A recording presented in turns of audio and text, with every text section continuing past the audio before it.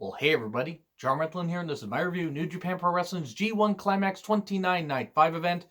Before I get into that, though, I do want to update you guys on the rest of the reviews for July. Now, I will be reviewing every single one of the G1 shows, as long as, work and everything holds up. I'm going to be reviewing them. Maybe not all live like this one. This one's going to be going up a little bit later than expected. But like the Friday show I'll be reviewing in the morning. That review will be up in the afternoon. Saturday, I'll be watching that one live because I'll be working soon after, and I'll just put that review up right after. And then they have a couple day break, and then Wednesday, that one will probably be up like sometime Wednesday afternoon. The tricky ones are going to be the 27th, the 28th, and the 30th. Mainly because the 26th and 27th, I'm going to be going to a 2-day indie wrestling event. And then I work the 27th and the 28th.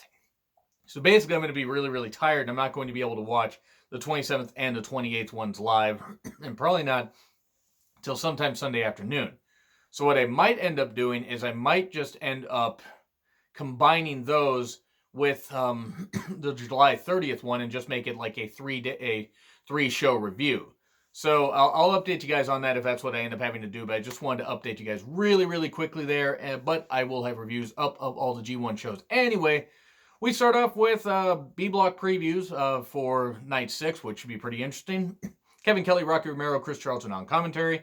And then you get Jon Moxley and Shota Umino, the beautiful friendship that it is, versus Ishii and Yuya Uemura, and of course it's all about Moxley and Ishii. It's a match I didn't know I needed, but I want it in my veins, inject it directly into my veins. Kids, do not do drugs. Though the Young Lions did pretty well. There was a funny moment after Ishii and Moxley had been beating the piss out of each other that their respective Young Lions had to stop them and everything. And then they start fighting. They had some good exchanges.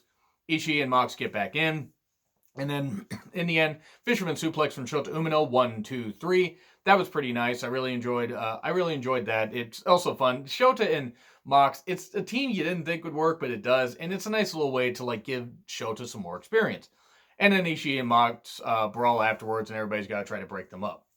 Then we get Toa Henare, Juice Robinson, and Yota Tsuji versus Goto, Yoshihashi, and Jeff Cobb. Gee, there's one young lion in this match. I wonder who's taking the pin. It's Yoshihashi, obviously. No, Yoshihashi does factor into the fall, though. It's a nice preview of Juice versus Cobb, which I think should be pretty interesting. Henare and Yoshihashi having a battle. Cobb is absolutely great. I mean, it's a Jeff Cobb t-shirt, by the way. I did get to meet Jeff Cobb at a Defy Northwest wrestling show last year. Really, really nice guy. Got to put over his match with Goto at the G1 special that happened just a few months before. But anyway, Yoshi and Yota get in, and then a butterfly lock taps out Yota Tsuji. So, hey, Yoshihashi gets a win. Hooray! And he didn't hurt himself. I feel bad making fun of Yoshihashi because I'm sure he's a nice guy, but he just... I still laugh at what Rocky Romero said about Yoshihashi, at the G1 Dallas show. It's like, this young man has something to prove. Yoshihashi is 16 months younger than I am. Now, I'm not saying that I'm any kind of athlete because I'm not, but it's like, 37 ain't exactly young. It ain't old, but it ain't young. So, that was a nice little match, and put Henare in the G1 next year for the love of fucking Christ. And then we get Honma, Yano, and Ren Narita versus Chase Owens, Jay White, and Yujiro Takahashi. Don't know why I struggle with Chase Owens' name. Probably because he puts me to sleep. Look, Chase is a good tag team wrestler, but I'm sorry. I just don't find him interesting. I just don't. I don't hate the guy at all. I just don't find him interesting. Honma gets beat up. I'm shocked. I'm floored that Honma got beat up in this. I'm not. But then we get Yano antics with turnbuckle pad and all that. He has some antics with Jay White. And that's going to be an interesting match. Imagine if Yano beats Jay White. I don't think he will, but imagine, because as the announcers have said, it's the Chaos Revenge Tour after what Jay White did to Okada, did to Chaos and all that. And Ren Narita gets in. Of course, there's this one point where Chase Owens goes in the exposed turnbuckle. Looks like Ren Narita is going to beat him. Nope.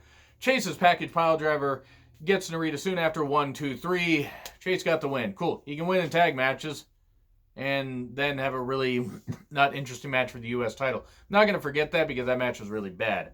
But whatever. We then get Bushi, Shingo, and Naito versus Minoru Suzuki, Taichi, and Kanemaru. And it's typical Suzuki-gun versus LIJ. Suzuki-gun attacks for the bell. We go outside, whole bunch of, chair usage, action, all that. later, when, you know, the match finally gets back to the ring, everybody gets in at some point. You hit a move, you hit a move, you hit a move, everybody's out. And then the Gotch style pile driver pins Bushi 1, 2, 3. Shocking. Bushi took the pin. I mean, it was either him or Kanemaru. There was really going to be no debate, but giving Suzuki this win's the right call. Because, let's be honest, Bushi really does. I feel bad for saying this, but Bushi doesn't really mean anything. Beyond being a guy that takes, beyond being the guy that usually takes the pins. He did pretty well in the Best of Super Juniors, but it's just, he's like the jobber of the team. It's almost a lock that unless there's a young lion on the side, he's going to be the one taking the pin. And then we finally get to the A-block matches. Now, I will say this show clicked along pretty well. I mean, the undercard matches were what they were.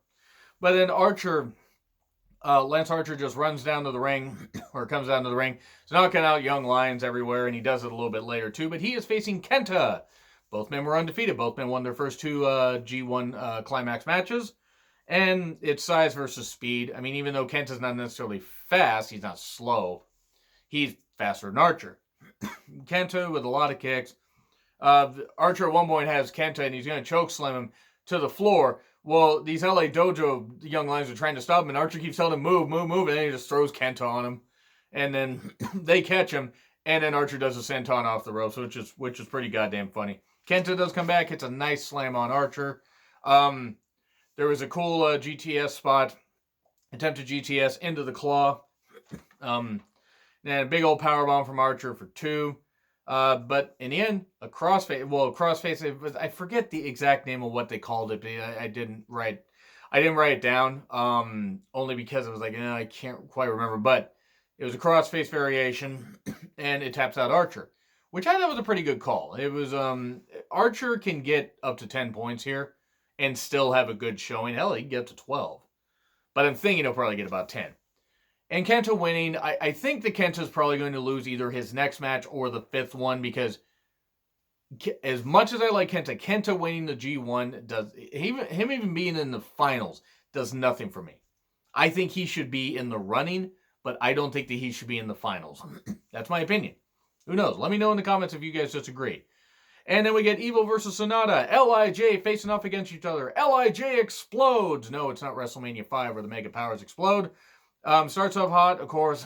Everybody trying to hit some moves. Evil with much more heelish tactics here. Everything is evil, of course. Evil even ties up Sonata in the Paradise Lock. Milano Collection AT approves. I still don't get the whole thing with that. I've seen some of Milano Collection AT when he was in the ring. I need to probably go back and watch and study more of that history. Find me a video or anything to explain that if you guys can, and I'll watch it. Because I'm trying to learn more, as much about Japanese wrestling as I can. I mean, I know some, but I don't know enough. And then things pick up. There's one point where Evil puts Sonata up on the ref's shoulders and does an assisted magic killer, which was kind of funny. Well, actually, it ends up knocking the ref down, because of course it does. They steal each other's moves. Everything, attempts at everything is Evil. And then the skull end, lots of cool near falls, including some inside cradles. Lots of inside cradles during a couple of these matches. I'm not really sure what the deal was. But everything is Evil. 1, 2, 3. And Evil gets the win. He has 4 points. Sonata still has 2. And I don't think either guy is going to win this tournament. I'd be very shocked if either guy did. But nice little start to it. And it was good to see these two guys, in the respective faction going at each other. Then we get Okada versus Fale. Christ, if there was a match I didn't give 2 fucking shits about, it was this. I feel bad. I love Okada. For sure. I have nothing against Fale. He's a good monster. He's not meant to be. I mean, they did the best they could to put window dressing on this. You had Jado and Chase Owens there because we weren't bored enough with Chase Owens out there earlier. Let's put Chase there. I feel so bad. I'm sure Chase is a nice guy, but I just don't care about him. Fale jumps Okada during his entrance. Actually, drags him out from there, and Okada's in full gear and beats him up for a while. Jado and Chase get involved. A slam to Fale. Dives outside. There was a ref bump. Of course, interference from Chase because Chase in the same goddamn zip code as Okada's kind of pointless. Why am I slamming Chase? I'm sure he's a nice guy. But, roll up pin, on Fale. So Okada wins. Thank fucking Christ. I mean, I didn't expect Fale to win, but it's like, oh god, it was just not very good. Okada remains undefeated. Fale still stays at 2 points. And then Tanahashi versus ESJ. We've seen it a lot. It was still good. Do not get me wrong. This was a good match. It's about on par with their G1 Supercard match. Maybe slightly below, but I'd say pretty close to being on par because it's in Korakuen Hall, by the way, so naturally, of course, people are just going to be fucking cheering wildly for Tanahashi. Though a lot of other crowds do too, but Korakuen just got that rich atmosphere and everything. It was typical vet versus youth, experience versus submissions. There were some times where Tanahashi was countering the submissions of Zack Sabre Jr., but he did keep focusing on the arm. There were a lot of quick pinfalls, more inside cradles and more quick pins and stuff like that. It was like, hey, we don't want to stay out here too long. Let's just go home early. There's some nice strikes, good, more on focus by ZSJ, and an inverted dragon screw. That inverted dragon screw looks fucking deadly. And then Tana reverses a triangle choke into a pin, 1, 2, 3. So Tana gets his first 2 points, and ZSJ remains winless. So I think it's pretty obvious that ZSJ is not winning here. I forget exactly who they said it was. I think it was Makabe. They said on the commentary said it was Chris Charlton that said Makabe was the only one to start 0-3 to get even close to winning it, but nobody that has started 0-3 has come back and won the G1, which is a nice little thing. And then we get Will Ospreay versus Kota Ibushi. Well, who the fuck cares about except everybody? It was a goddamn classic these guys put on. It was fucking great. What the fuck do you want me to say about this? Go watch this match. Neck focus by Ibushi because Ospreay had the injured neck that actually kept him out of a tag match recently. Ankle focus by Will, really being vicious and stomping on the ankle a few times, even slamming it on the apron, because we know it's the hardest part of the ring. And then the kicks and strikes, the friggin' near fall, there was just too much shit to call because it's a Kota Ibushi Will Ospreay match. They will die in the ring, probably. I hope not, but I fear it. Ospreay got dropped right on his head. It was like almost like a variation of an air raid crash. It just got dropped right on his head. It's like, ow. Actually, it was almost a variation of the rite of passage or the Deadeye that Adam Page uses. Kicks to Kota Ibushi's head, and then at one point, Kota Ibushi gets Will Ospreay tied up in the tree of woe and just is kicking him, and just Kota gets that just freaking focused look, and I go, oh boy, Kota's mad. Everyone's gonna die. Everyone will actually die here because Kota just sees nothing but red. And then Oscutter for 2. A couple more moves, but then Kamagoye, 1, 2, 3. Kota Ibushi wins. And that was good. That was very enjoyable. I really did like that one. I believe Kota got his first 2 points here. I will come up with a little point chart for everybody. Probably in the next little bit. Probably like within the next couple hours or something like that. And then just keep a running tally on it. But I'm debating on this one. I'm going to say B.